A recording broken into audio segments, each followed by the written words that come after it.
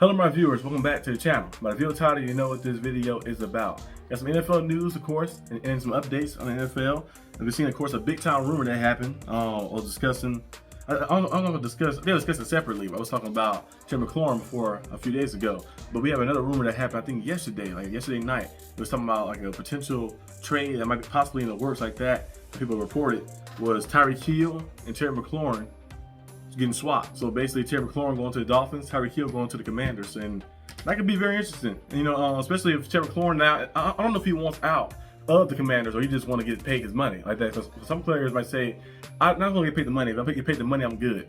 I don't really want out of this place like that. Kind of like Jonas Smith. He wanted to be a Dolphin, but the Dolphins just didn't want to pay him that extension, so he got traded, went to the Steelers, of course, and Steelers paid him an extension. And then you look at Micah Parsons now. Micah Parsons said that he went out of Dallas like that. So he ain't saying like they pay him the money, he'd be good. So he said he went out of Dallas. So I don't know if he's still leaning towards that way in that sense, or he's like saying that, you know, they pay him the money, he'd be cool, but or he's like saying, no, I don't care about the money you paying me or extending me. I want to go out there and get to play a different team because I can't be here anymore. So I don't know if it's like one of those situations. But McLaurin, I think he did ask for a trade, of course, so he can get his money, but he never mentioned anything fully. We've seen some reports about him not wanting to be there fully, so we'll have to see. But that'd be interesting. Tyreek Hill had some issues, of course, with the Dolphins. You know, stuff he said, and his teammates were doing a little differently after the things that he said. And he had a lot of different issues off the field as well, too, with the Dolphins a little bit, too. And, you know, him saying, like, I think last year at the playoff game, like, I'm not used to losing. You know, I need to go to a different team, maybe try to find somewhere else or something. And kind of disrespecting his team and his teammates and stuff as well. Like, they want to lose, like, they want to be losers, too. You know, they don't want to lose either like that. So basically, the way he kind of put that message in the interview was like, oh, you guys are kind of like sorry, like that. I want to just get away from you guys so you guys are losers. Basically, kind of what he was saying in the interview. Maybe he didn't mean it that way, but that's how it was received. So we'll have to see what goes on. I know Tua responded about that and said that they had to talk about that. And of course, they didn't want to make it a full issue like that, but they did definitely hold them accountable about that. So we'll see. I think if you have Tyreek Hill with the Commanders, you still get the same success. You have Jaden Daniels. You might get even better success. Jaden Daniels as your quarterback. Tyreek Hill put up 900 plus yards last year. Almost had 1,000, but had some injuries, of course, last year. But Tyreek Hill is one of the best receivers. I think he got 11,000 receiving yards in his career. You know, he's one of the all-time greats in this past decade and doing a lot of good big-time things. Of course, you know, it's been very spectacular. And then you look at, of course, at McLaurin. He's gonna be pretty good too. The Dolphins, I think he'll fit well right in, and he'll be a better route runner than Tyreek Hill as well. So it'll be something maybe better to help Tua out. So I think it'll be positives for both sides. If that was to happen when they trade McLaurin to the Dolphins big extend his contract, and then but Dolphins are kind of cheap sometimes too. So we'll have to see if they want to pay him the money. But you trade him to the Dolphins extend his contract, and then you trade Tyreek Hill to the Commanders. I think it'd be a win-win for both sides. But let me know down below what you guys think about that. But also, of course, looking at some of the training camp stuff, you know, a lot around the league. I'm gonna talk about my Steelers right now. My Steelers playing first training camp game, I think, on Saturday against the Jaguars. Should be very interesting. But one rookie I've been looking at and loving, I've been seeing from him since the training camp started, is Derek Harmon. His name is always in the headlines like that during training camp. He's been making big time plays. And you watch those highlights when he was live streaming some of the stuff, and you've seen the film of Derek Harmon out there in training camp, you know, 7-shot drills and different drills and stuff as well, and going against people. A lot of tackle for losses. You're able to go out, get back there and able to get tackle for losses, able to get back there, get sacks, of course, as well. Of course, you can't hit them the way you want to hit them in practice. You can't hit the quarterback like that, of course. You'd be off the team if you did that.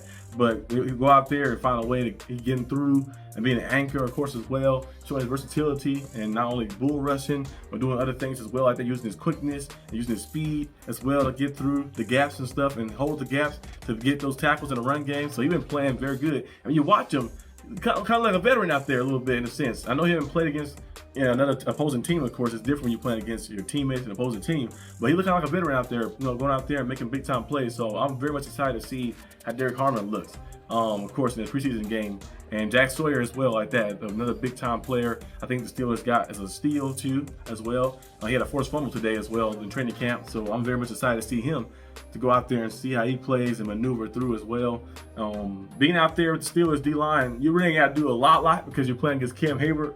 And you look over, you're like, oh, I got TJ Watt right here. Oh, and I got Alex Highsmith right here. So it makes your job easier. So if you're already great and good at what you do, and you're playing with greatness as well, you're going to make everything just easy for everybody. I think everybody's going to be out there eating. That's one thing I want the Steelers to do this season. Remember, I mentioned before, the formula of the Eagles. The Eagles don't have an elite quarterback. Jalen Hurts is good. I think he's a very good quarterback, but he's not elite. Elite, I feel like, is the top best of the best, MVP level type guys like Mahomes, Lamar Jackson, Josh Allen. Those are the elite level type guys. You're gonna have like 3 of maybe 4 people who are elite like that. Elite now for everybody. But Jalen Hurts is definitely, I have him top 5 of my quarterback list entering this season, of course, because he won a Super Bowl and Super Bowl MVP. You gotta put him up there top 5, of course.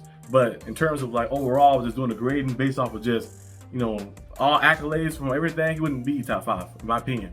But he'll still be up there because he's a very good quarterback. He's good enough to help you win Super Bowl and get to the Super Bowl. So about one thing that helps him out a lot is having that big time defense too as well. They helped everybody out before. Tom Brady had a good defense as well. Peyton Manning and them, good offensive and different things to do stuff, of course, as well. So I think the Steelers need to follow that formula. I'm glad they kind of did it a little bit. They followed the formula. They add those pieces in the secondary, and then they added that front 7. They added those guys. They already had T.J. Watt and Cam Hayward, of course, Alex Highsmith, the 3-headed monster, but you add Derek Harmon to the mix. You add Yaha Black. Kevin Benton is already there too as well. And now you got Jack Sawyer as well. So having a lot of guys up front.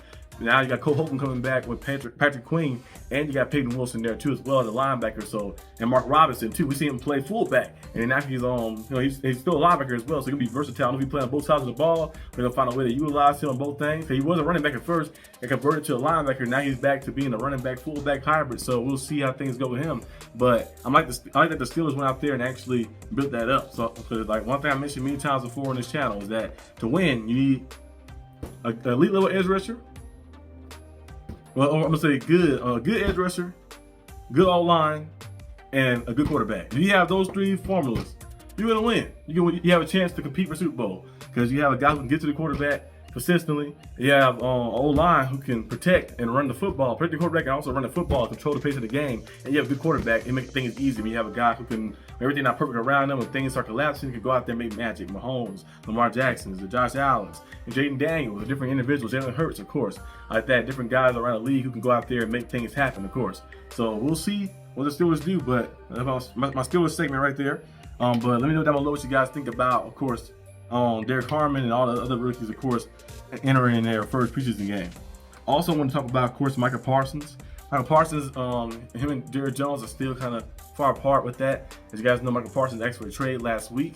So we'll see if he gets traded. And the asking price for that, it'll be something crazy probably. It'll probably be like a few first-round picks. You got at least be 2 first-round picks, at least 2. You're going to start at least with 2 first-round picks.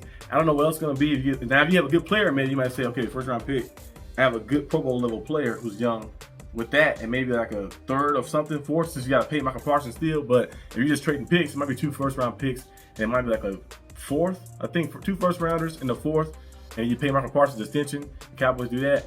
They did that for real, though. It might have to be a team that's kind of like, a little bad in a sense, because if they can have a high draft capital or something, I don't know. But it's going to be very interesting to see if he does get traded like that, and what would they trade him for, unless he wants to, if the Cowboys pay him the money, that he'd be cool. But the way he was kind of putting it, like he just want to be a different team, so he don't want to give him the money or not. So I don't know what's going on fully with that.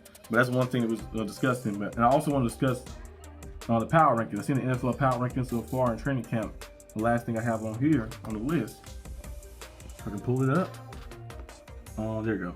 Power rankings. Okay, let's see the power rankings so far. Number 1, they have the Philadelphia Eagles, of course, Super Bowl champions. Number 2, they have the Baltimore Ravens. That secondary is crazy. They got Nate Wiggins and Jay Alexander, Cal Hamilton, Marlon Humphrey. They got all these different guys on the secondary. Malachi Starks is there now too as well, so they're gonna be a nice squad. Chiefs, number 3. You got Mahomes. You got 15. You good. Buffalo Bills, number 4. Number 5, you got the Lions. Number 6, you got the Commanders. The Buccaneers at 7. The Green Bay Packers moved up 1 from last week. They're at 8. You have the Los Angeles Rams at 9. Minnesota Vikings at 10. Broncos at 11. 12, Bengals. I don't know how Bengals at 12. I feel like the Bengals, great offense, but the defense is very shaky right now. On 13, you got the Chargers. 14, the Texans. 15, the 49ers. The Steelers went up 1. They're 16 now. On 17, you got the Bears. 18, you got the Cardinals. 19, you got the Seahawks. 20, you got the Cowboys. 21, the Falcons. 22, you have the Patriots. They went up 3 spots. Jaguars, 23. Raiders, 24.